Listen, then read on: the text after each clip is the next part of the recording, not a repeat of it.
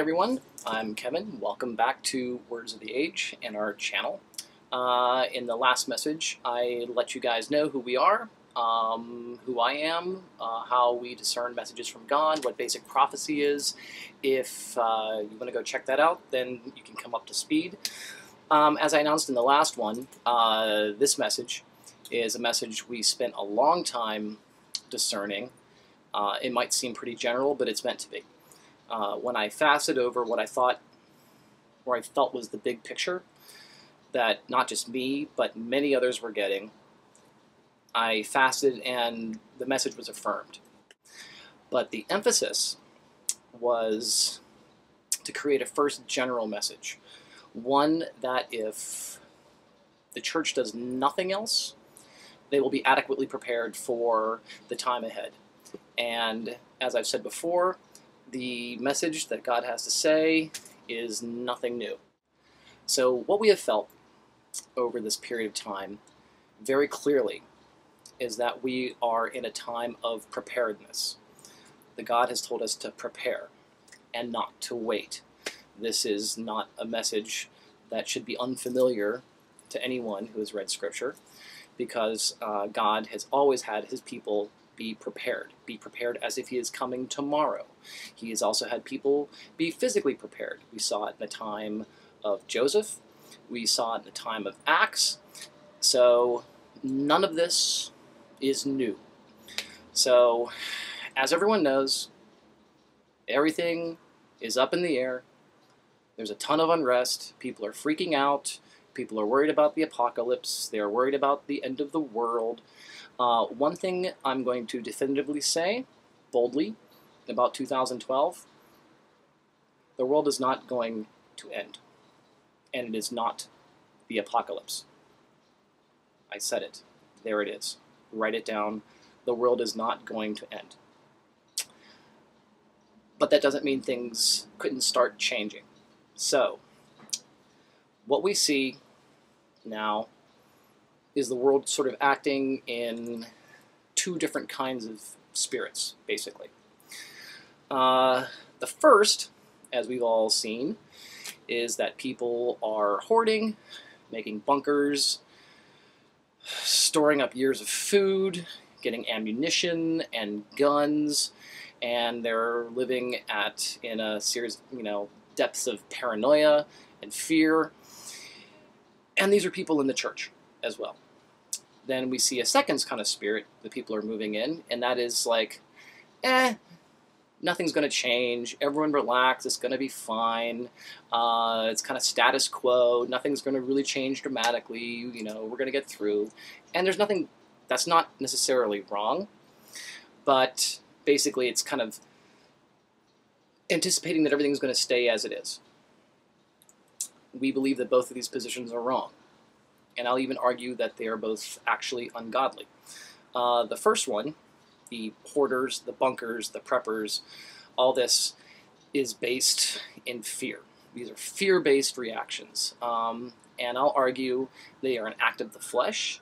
They are an act of distrust of God's providence, his protection, and his guidance. So we feel that even though we might trust God, we're like, well, you know what? I think I should store up some guns and ammunition and tons of food and, shoot my neighbors if necessary to protect my family. I disagree. The second is, at best, it's just ignorance if you look around us, and at worst, it's lukewarmness. And so I think that God is calling us to a third way, which is to prepare, but to prepare biblically. And again, anything that comes out of my mouth, take it right back to Scripture. Tell me if I am speaking incorrectly. In all of his Gospels, Jesus has never repeated a message more. And this is what every Christian living on the planet today should have not just written on their hearts, but inhabit and live out, like for reals. And I'm going to take it from Mark, chapter 8, verse 35. You should all know it, but you should know it even more now. Jesus says, "For whoever wants to save their life will lose it, but whoever loses their life for me and the gospel will save it." live this. If you live that, you are being spiritually prepared. So we hunger and we thirst for Jesus with all of our hearts, souls, minds, and strengths. This you know. Because we should be living out what the real gospel is, which was when Jesus stood up and pulled from the book of Isaiah. He basically read his thesis statement in front of God, everyone, the Pharisees, and declared, "The Spirit of the Lord is on me because he has anointed me to proclaim good news to the poor. He has sent me to proclaim freedom for the prisoners, recovery of sight for the blind, and to set the oppressed free." That is our job. That is our mission, is to serve Jesus Christ and his gospel, and at the potential cost to ourselves. It's never been anything different. So we're supposed to move in the opposite spirit of the world. We are to pour ourselves out for the suffering and be a light in the time of darkness, hope in the time of despair, joy in the time of great sadness, and above all bringing peace and love in a time of potential violence and unrest. Basically, we are to inhabit the spirit of like Matthew 25, when he talks about the wise and foolish virgins and having their lamps lit. We are to have our lamps lit. We are to have our oil ready. We are to be ready for the return of Christ at any given time. And we need to be doing this now. That's what God has always said, and he is saying nothing new. So what I would encourage all of you to do is examine your own hearts and say, am I ready to do that? Am I prepared to be that? Am I prepared to lose my life if I need to? If not, ask God to help you be that, because the kingdom needs you. People who are suffering are going to need you. People who are going to be despairing are going to need you. But in that, have no fear, because God's in charge and he's called you. So be that. If we trust God, everything is an adventure.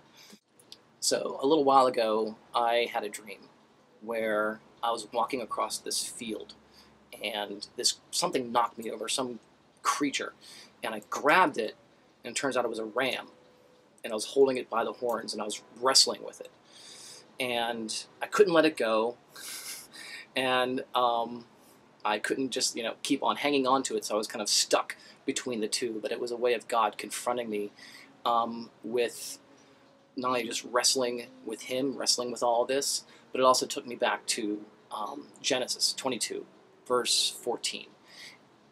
And I think it's also a verse that really speaks to this time as well, in terms of God's providence and his provision, which is, on the mountain of the Lord it will be provided.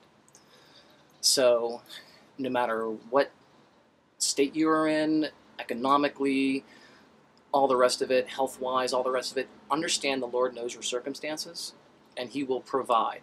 The key is to be in Jesus. That is the most important thing. So the Lord is also emphasizing physical preparation.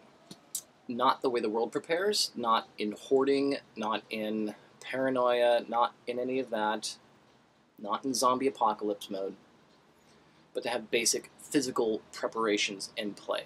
Again, this is not unprecedented. We have seen it throughout Scripture when God has given a warning to the people. So again, God is asking us, he is telling us to be prepared, and to be prepared as well physically. So in the case of a disaster, everyone, regardless of where you live, should have a disaster plan. Here on the West Coast, here in Los Angeles, it's earthquakes. In the Midwest, it's tornadoes. In the South, it's hurricanes, and along the coastline. So everyone, no matter what, be prepared. So every person should have everything they need. Water, especially. Water more important than anything else. Water, food, temporary shelter, flashlights, batteries, physical money, emergency shelter, waste disposal, maps, radios, first aid, all of those things. And for a period of 2 weeks. Why 2 weeks? It's what I've always felt I should be prepared for. The funny thing about that is that I'm generally lazy, I've been in Southern California now for 20 years, as of a couple weeks ago. I lived through the Northridge earthquake, when my CD collection tried to attack me, and the 10 freeway collapsed, and how quickly we forget how easily and quickly things change. I never got an earthquake kit together. I'd take a couple of cans of beans and stick them on the shelf and some sterno. I'm like, okay, I'm good. This year, however, I was like, I need to get ready. And I need to get ready for 2 weeks. When I took my community emergency response training class to become a first responder here, they said that we typically tell people, be ready for 3 days. Well, we are emphasizing to be ready for 2 weeks. The 2-week period keeps coming up again and again and again. So take that before the Lord. But what I feel God's telling us, be ready 2 weeks. Okay? If something happens, emergency services could be overwhelmed. People who are not ready, like the unwise virgins, are going to freak out.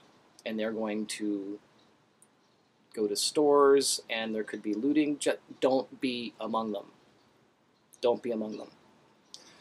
There are forces in play that can deal with that kind of unrest. And that's all I'm going to say about that. Don't be among them. I'm telling you. So, the other thing that God is emphasizing is in the last 2 decades, we've become very, very reliant on our own technology, our GPSs, our cell phones, to navigate, that we've even forgotten the names of streets or how to get around. We can't even get to the corner store without checking in with, Google Maps. Imagine your life if those things suddenly stopped working. How would you be able to navigate? Would you be able to get around? Do you know alternate ways to get from work back to home, or home to your kid's school, or anything like that without the use of this thing? Right here. I have one, I admit it, but I also have a map in my car of the surrounding areas. I have telephone numbers printed out. How many people have their friends' numbers memorized, or your parents' numbers memorized? Have those all put aside. Imagine what is physical. That's what God's emphasizing. What is actually real and tangible. So, again, be ready 2 weeks. But not beyond that. I mean, if you go a month, it's not a big deal. What God doesn't want is hoarding and greed and fear and paranoia and being ready for violence. Because we are not to be a violent people. We are to be a people of peace, and we're to be a people of love. So, take that before the Lord. All right, everyone. God bless. Be wise, and I will talk to you soon.